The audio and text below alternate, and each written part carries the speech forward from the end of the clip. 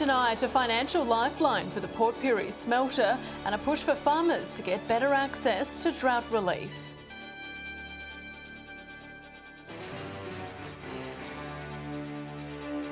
From our 7 Spencer Golf Studios, your nightly news with Casey Treelaw begins now. Good evening. The owner of Port Pirie's lead smelter Nyrstar is set to be taken over by a major shareholder and one of the world's biggest commodity traders from Europe. The deal will give the financially struggling company a lifeline and likely save it from going into liquidation. A planned takeover of Nyrstar, a sign of relief for Port Pirie. One of the world's biggest commodity traders from Europe will absorb 98% of Nyrstar's shares, shoring up stability for the plant's future. Potentially new global CEO, Jeremy Weir, he certainly indicated to me that if Trafigura are successful in completing this deal, they see Port Pirie as very important. Headquartered in Geneva, Trafigura has $53 billion in global assets and has been Nyrstar's biggest shareholder for quite some time. The new deal will likely save the struggling metal producer from going into liquidation. It's a complicated road ahead, with the deal now requiring court approval in the United Kingdom. Looking at taking the plant over by the end of June, but there are still negotiations going on, but I have full confidence in that plant and full confidence in the community themselves. Nyrstar will have to seek the approval of 75% of its creditors, banks and bondholders if it wishes the deal to go through. And council is hopeful the new restructuring will instill some confidence back into the local economy. I think that going forward, it'll take a little bit more than this to keep us rolling, but it is a good start. And when you add that to the abattoir announcement just recently, I think we're in the right space. Dominic Beaton, 7 Spencer Golf News. Emergency services are currently battling a blaze in the Clare Valley, which is believed to have started from a controlled burn-off. 4 firefighting aircraft are working to contain the blaze, which poses a threat to anyone and anything directly in its path. The fire is burning in a southeasterly direction toward Emu Flat, with conditions continually changing. One Nation leader Pauline Hanson stepped out for a visit to Whyalla today in a trip to our region ahead of next month's federal election. The controversial Queensland senator is touring with the party's Senate candidate for the state, Jennifer Game. Ms Game is a client science graduate and lawyer specialising in taxation. They'll visit Port Augusta, Whyalla and Port Lincoln, looking to boost the party's standing. SA hasn't been a happy hunting ground for One Nation in the past, picking up just 3% of the vote at the last federal election. Eyre Peninsula Police have had a busy week with officers charging 5 people for drug-related offences. It comes after several properties in North Shields, Cummins, Carcoo and Port Lincoln were found to have large amounts of illicit substances. Police allegedly seizing large amounts of cannabis and other substances suspected of being methamphetamine. Several people were reported for drug trafficking as well as possession and cultivation of cannabis. With the Easter long weekend approaching, anglers are being warned against illegal fish catches. Fisheries officers will target our waters over the 4-day break, hoping to not reel in anyone breaking the laws.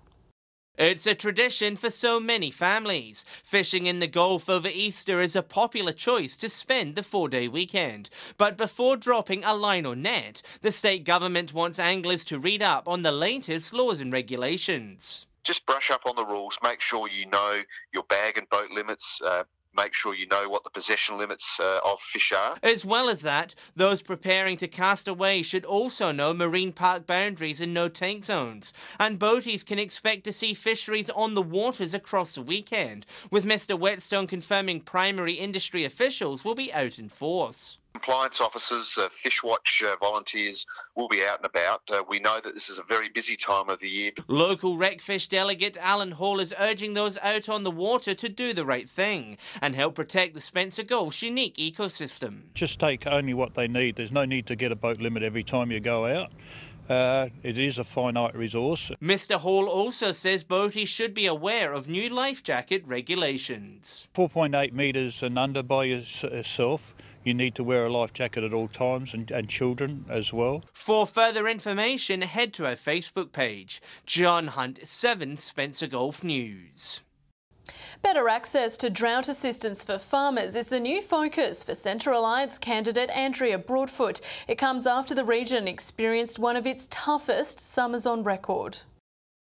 It's the stories of drought-affected farmers doing it tough that's pushing Andrea Broadfoot to voice their concerns. She's now campaigning to make drought assistance programs more accessible. Farmers are crying out at a time they've worked very hard for their entire careers, and at this time they just need a bit of support. Andrea says she's been contacted by several farmers who struggle accessing financial assistance. One farmer being denied financial help because she earned over the financial threshold, only because she sold off some extra stock to buy more feed. And the funds from that destocking is then treated as income, means that they're ineligible for very small amounts of money that would help them eat. Member for Grey, Rowan Ramsey, says he's working hard on helping drought-affected farmers, setting up 15 financial counsellors in the region. There is an enormous amount going into helping drought arrangements at the moment. We have, farm financial household assistance, we have rural financial counsellors. He says there's $3.6 billion going into a drought future fund. We'll generate around $100 million a year to invest back into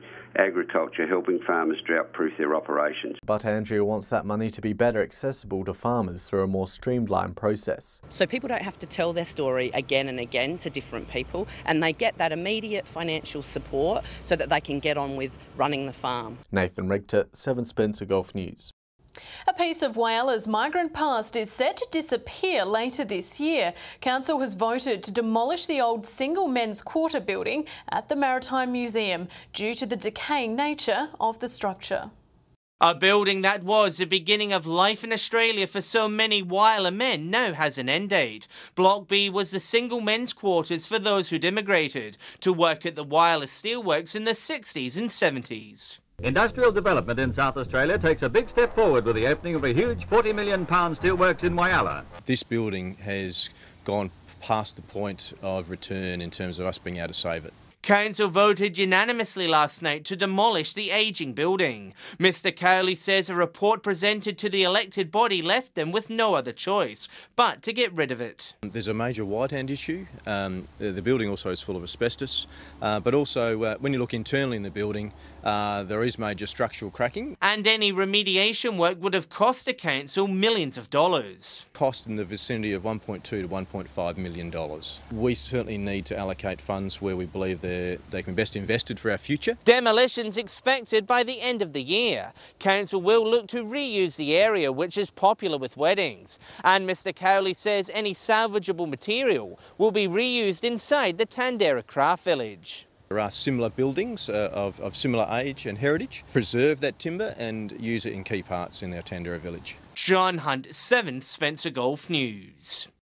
Still to come tonight, preparations underway for Anzac Day ceremonies next week and Streaky Bay to show off its best produce.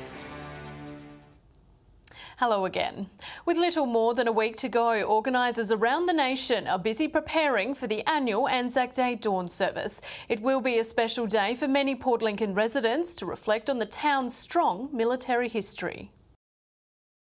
It's the annual event that silences the nation. The Anzac Day dawn service, a time to reflect on our history. It is an emotional day, but it is also one where we get together and support each other as community as well. Port Lincoln's RSL members busy organising next Thursday's service. It will be 6:20 to start the service. There will be a vigil before, being all night from 6 o'clock that the youth will do. There'll also be some guest speakers, including the Mayor's daughter. Our squadron leader Lauren Flaherty is coming to speak, and also we're asking Sally Watts to come and sing. Peter says having a local student come and sing the national anthem of Australia and New Zealand will be an emotional touch to the event, with many locals reflecting on their family's military history. It means a lot because my father was an ex-soldier. And my grandfather, so yeah, I go every year. Anzac Day means a day that we should all remember what our soldiers who died for us and made Australia such a great place to live in. Many families coming together to support each other and teach the next generation of our country's history. I'll be there. Yes, my husband, my children, yes, we all go. After the service, a morning breakfast will be held at the local RSL club for a gold coin donation. Nathan Regter, 7 Spencer Gulf News. A taste of Streaky Bay. That's what's being advertised as the coastal town prepares to host its first long table lunch later this month. With a vision to showcase the region's prime produce, Streaky Bay will host their diners on the local jetty. Organisers teaming up with the National Wine Centre to help select wines to match the menu of locally produced food. We're also showcasing local oysters, and then we're expanding it out into food that most people probably wouldn't think are around the area, but great lamb, beef, also local honey. Tickets are now on sale and can be found on the Streaky Bay website. Broken Hill locals are being encouraged to get their nominations in for the city's Volunteer Awards. The event has been brought forward this year to coincide with the National Volunteers Week next month. Volunteers, they are the lifeblood of any community. The call's going out for people to look around them and look at the people who are serving them as volunteers. Marion Brown says volunteers contribute so much to our city, and the awards are a great way for the community to show their appreciation. While volunteers don't do what they do for the limelight, Miss Brown says it's very important locals nominate a hard-working individual or group to get the recognition they deserve. We tend to get the same organisations who are very conscious of the work that their volunteers do, but there are a lot who have never put a nomination in, so there are still lots and lots of people out there. In total, there are 11 categories, including services to sport, tourism, environment and health, and social services. The ceremony is capped off with one very special volunteer being given the prestigious Nydia Eads Award, named after the city's first female councillor. They will also be inducted into the Hall of Fame. Nominations will close on the 5th of May, so there's not all that much time for you to get your thoughts together about that. Nominations can be made online, or forms can be found at the Council Admin Building, the Library and Tourist Information Centre. The Volunteer Awards will be held at the end of May. Patrick Reinke, 7 Spencer Gulf News. Renowned Australian artist Robert Clinch has added a touch of colour to Port Pirie's gallery. The centrepiece is a unique transformation of a hand-painted 1960s sports car into a work of art.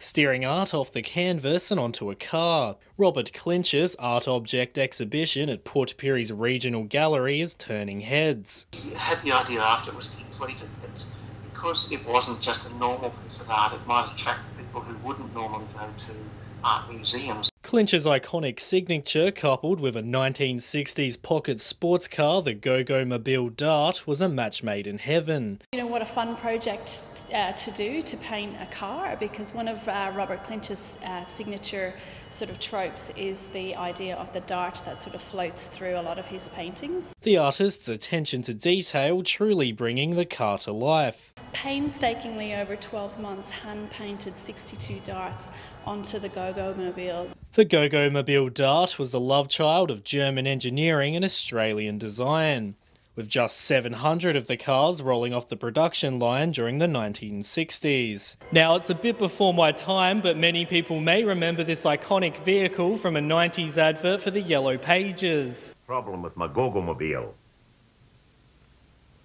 Go-Go Mobile, G-O-G-G-O.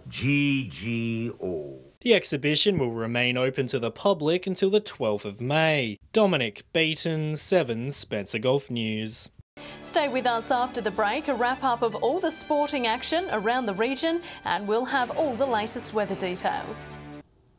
Welcome back. Broken Hill Football League officials say Saturday's Lightning Cup was a great success. More than 700 people came through the gates for their first taste of local football for the year. Organisers say it was great to see the stands full of locals supporting their sides in good spirit. And the Jubilee Oval playing surface held up despite multiple matches being played on it. To local sport now, and Broken Hill tennis is in full swing even as the nights get colder. Here's Patrick Reinke with a look at the recent round of results. 3 one-sided smashings and a down-to-the-wire nail-biter made for an interesting round of A-grade Broken Hill tennis last week. The first match saw top spins get put to the sword by the drop shots. Ross Casey and Shane Kegel recording a clean sweep against myself and Peter Clark. The next two games saw identical scorelines at the end of the night. Backhands continued their undefeated run with a win over Swallows, while serves thumped smashers, Matthew Hamburg and Andrew Malloy in good form there. Both scorelines 4 sets 28 games to no sets 13 games. The final fixture was a whole lot closer, coming down to just one single game. Four hands managing to get up over volleys, Corey Pascoe snagging a big win over Russell Power, easily set of the night. Taking a look at Broken or Bocce now, Wednesday nights at the Napradeck Club, Grono Wiegans, Alco Penguins and SGC Bombers all recorded wins. The Dewdrop-ins also chalked up a victory over Triple Ds. Looking at some netball now, and in Whyalla, the Ravens got their first win of the season, beating Rupina by 16 goals. Warriors and Kiwi have made it 2 wins in 2 rounds,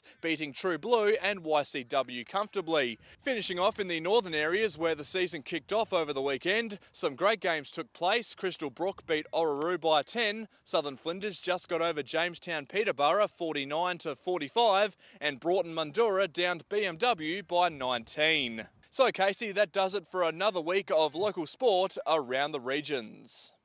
Thanks for that, Pat, and time to take a look at what's happening in the weather.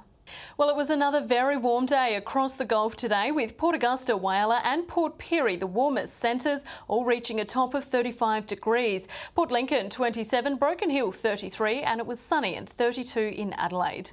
On the satellite today, thick cloud across most of the state with a cold front and trough, although it wasn't producing any rain. Skies were clearer in the northeast as a high pressure system remained dominant. Looking at the waters for tomorrow, south to southwesterly winds around 15 to 20 knots. Seas at 1.5 metres, and the sun will rise at 6:42 tomorrow morning with sunset just before 6 p.m.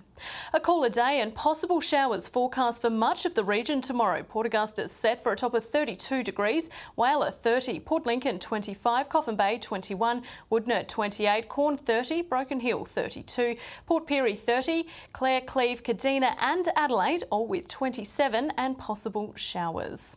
Moving ahead to the end of the week, and we might be able to see some more showers come Saturday. Temperatures in the 20s for Port Lincoln, 28 and possible showers to start the weekend. Cleve will warm up to 32 degrees for the end of the week for Friday, and some possible showers for Woodnurt too, 28 on Saturday.